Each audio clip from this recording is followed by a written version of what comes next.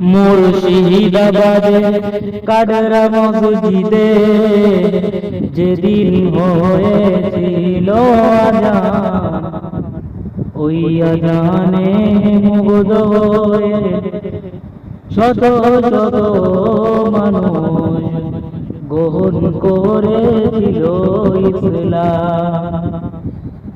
যে মানুষ গ্রহণ করেছিল ইসলাম, ন্যায় পক্ষে তারা ইসলাম গ্রহণ করেছিল। আজ অবহেলায় পড়ে আছে মুর্শিদাবাদে এই কাডরা মসজিদ। সংস্কার করে পুনরায় চালু করতে হবে নামাজ।